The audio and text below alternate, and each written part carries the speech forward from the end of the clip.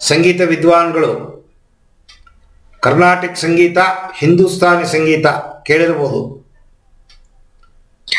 ಆ ಗಮಕಗಳು, ಆ ಪಲ್ಲುಗಳು,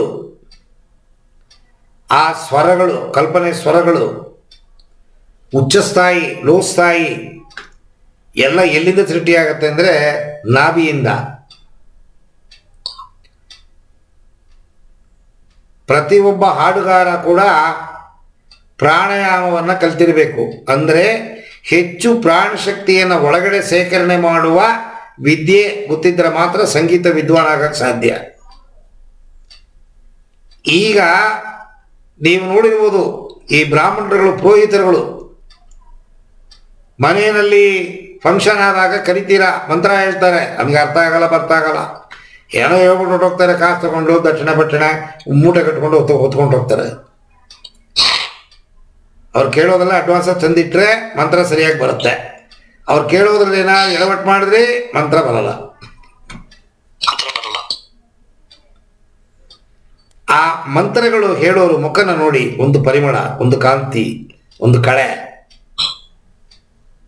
ಮಂತ್ರ ನಿಮ್ಮ ದೇಹದಲ್ಲಿರುವ ಪ್ರತಿ ನರ ಕಣಗಳನ್ನು ಆಕ್ಟಿವೇಟ್ ಮಾಡುತ್ತೆ.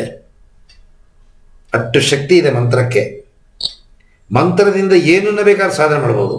ಅಥರ್ವಣ ವೇದ, ಋಗ್ವೇದ, ಯಜುರ್ವೇದ, ಸಾಮವೇದ, ಅಥರ್ವಣ ವೇದ. ಅಥರ್ವಣ ವೇದ ಮಾಂತ್ರಿಕ.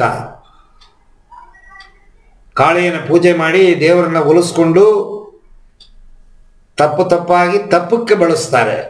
ಅಥರ್ವಣ ವೇದದಲ್ಲಿ ಈ ಬ್ಲ್ಯಾಕ್ ಮ್ಯಾಜಿಕ್ಕು, ಮಣ್ಣು ಮಸಿ, ಅದು ಇದು ಎಲ್ಲ ಬರುತ್ತೆ. ಅದನ್ನು ಸ್ವಲ್ಪ ಹೇಳಿಕೊಟ್ಟು ಬಿಡಿ ಗುರುಗಳೇ. ಅಥರ್ವಣ ವೇದ ತಪ್ಪು ಕೆಲಸ ಬೇಡ, ಒಳ್ಳೆ ಕೆಲಸ. ಯಾತಕ್ಕೆ ಹೇಳ್ತೀನಿ, ಈ ಓಂಕಾರ ಶಬ್ದ ನಿಮ್ಮ ನಾಭಿಯಿಂದ ಬರಬೇಕು. ಗಂಟಲಿಂದ ಬಂದರೆ ಉಪಯೋಗವಿಲ್ಲ. ನಾಭಿಯಿಂದ ಬಂದರೆ ಮಾತ್ರ ತಲೆ ಒಳಗಡೆ ಇರುವ ಪ್ರತಿ ಕಣಗಳು, ನರಗಳು ವೈಬ್ರೇಟ್ ಆಗುತ್ತೆ. ಗಂಟಲಿಂದ ಹೇಳಿದ್ರೆ ವೈಬ್ರೇಟ್ ಆಗಲ್ಲ. ಒಂದ್ಸತಿ ಹೇಳ್ತೀನಿ ನೋಡಿ. ಅದಕ್ಕೆ ಗಾಳಿಯನ್ನ ಮೂಗಿನ ಹೊಳ್ಳೆಯಿಂದ ಗಂಟಲು ಮೂಲಕ ಹೊಟ್ಟೆ ತುಂಬ ತಗೋಬೇಕು. ಕಿಬ್ಬೊಟ್ಟೆ ಶ್ವಾಸ ಕಲ್ತ್ರೆ ಮಾತ್ರ ಪ್ರಾಣಾಯಾಮ ಮಾಡಕ್ಕೆ ಸಾಧ್ಯ.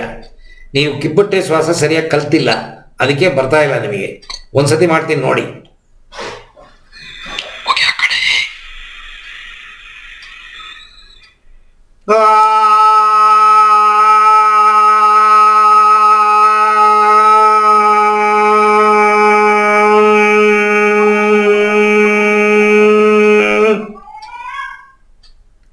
ಒನ್ ಇಷ್ಟು 2:3, ಒಂದಕ್ಕಿಂತ ಒಂದು ಜಾಸ್ತಿ ಇರಬೇಕು.